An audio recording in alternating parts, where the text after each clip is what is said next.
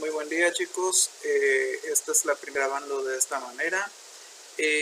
Va a ser una clase sencilla, un poco rápida. Solamente es para que les explique un poco acerca de lo que es el paradigma de la programación orientada a objetos. ¿Qué onda con esto? Bueno, si nos vamos a los conceptos, nos vamos a topar con palabras un poco conocidas. Vamos a ver un poco acerca de los conceptos. Veamos.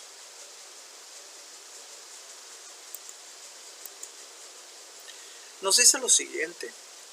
Dice que la programación orientada a objetos es un conjunto de técnicas que pueden utilizarse para desarrollar programas eficientemente.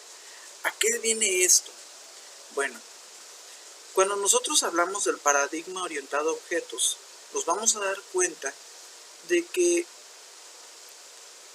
si nosotros visualizamos un problema visto desde un punto de vista en el que todo lo relacionamos con pequeños objetos, vamos a poder solucionar este problema de una manera más rápida y más sencilla. Cabe destacar que la programación orientada a objetos está enfocada a la resolución de problemas extensos. ¿Por qué? Porque el hecho de dividir las cosas a través de objetos nos va a permitir poder identificar fácilmente cuáles son los elementos que vamos a tomar en cuenta al momento de buscar una solución a un problema. También vemos dentro de la presentación que los objetos son los elementos principales de construcción en este tipo de programación. Y vemos también que la orientación a objetos es el estilo dominante de programación hasta el día de hoy. Si vemos todo esto o vemos la mayor parte de los lenguajes que predominan actualmente, todos son orientados a objetos o gran parte de ellos es orientado a objetos. Los más importantes son orientados a objetos. Hablamos de Java, hablamos de C#.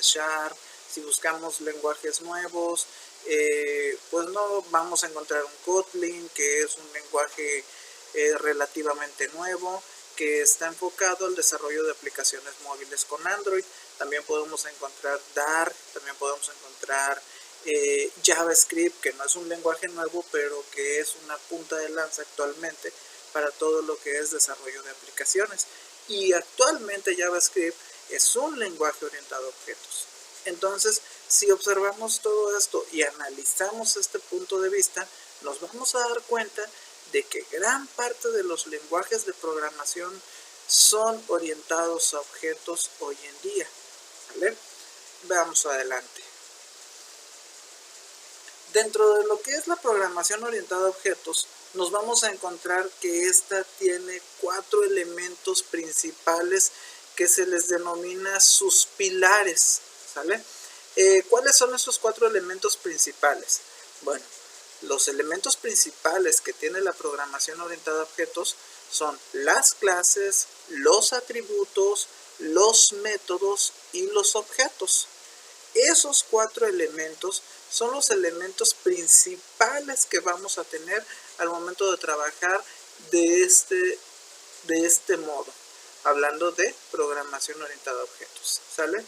Vemos que una clase básicamente termina siendo un plano de un tipo de datos personalizado.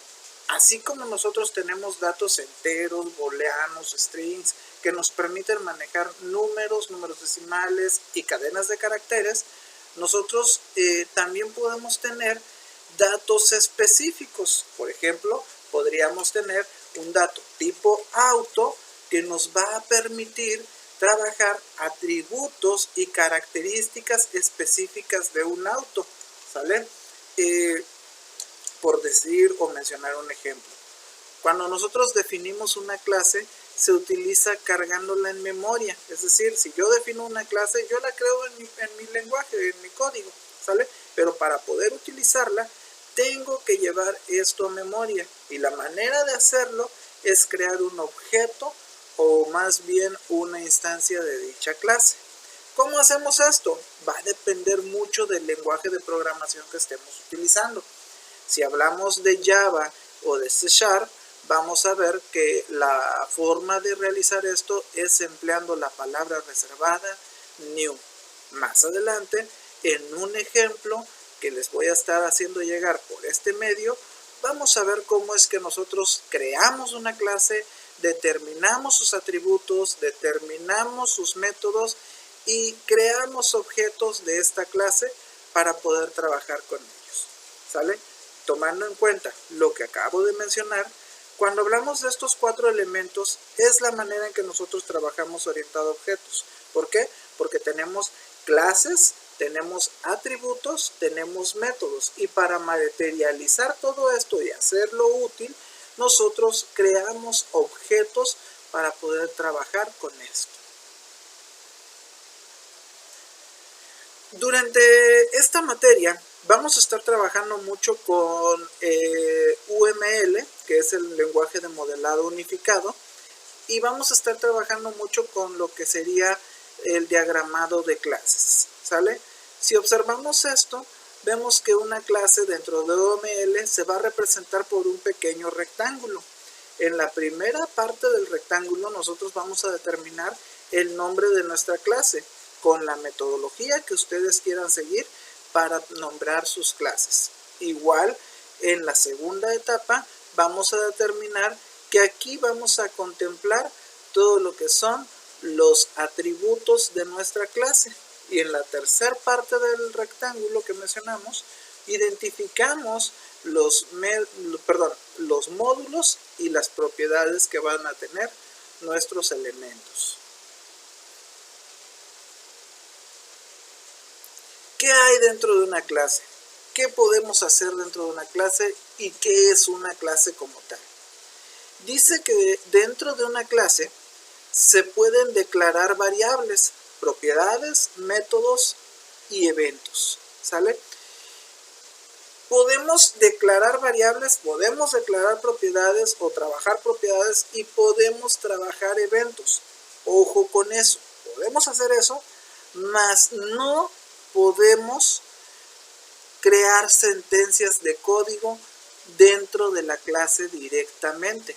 Esto es un error que generalmente cometen chicos cuando no se están enfocando a la programación orientada a objetos. Nosotros declaramos la clase que va a ser una especie de contenedor que nos va a permitir declarar, ojo, declarar variables, más no inicializarlas, declarar métodos y declarar propiedades y eventos, ¿sale?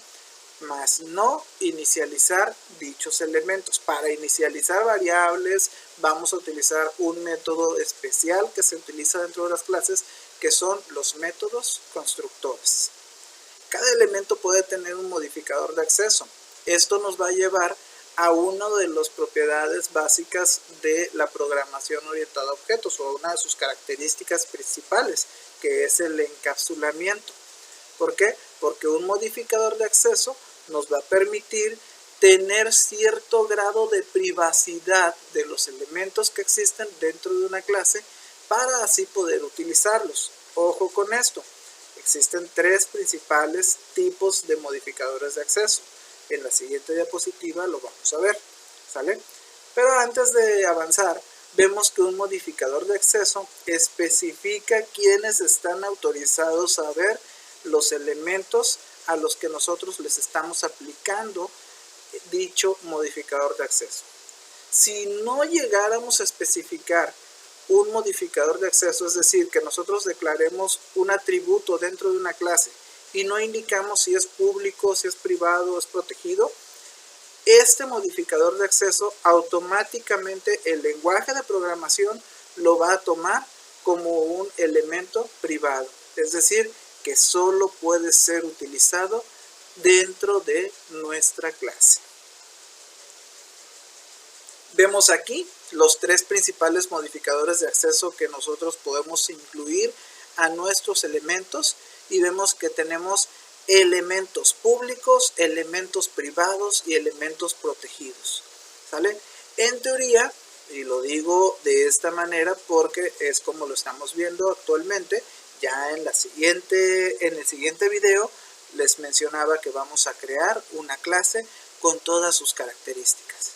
Pero en teoría, un elemento público va a ser accesible desde todos los elementos de nuestro proyecto. Es decir, que de otras clases yo voy a poder acceder a los elementos que yo tenga definidos como públicos, ¿sale?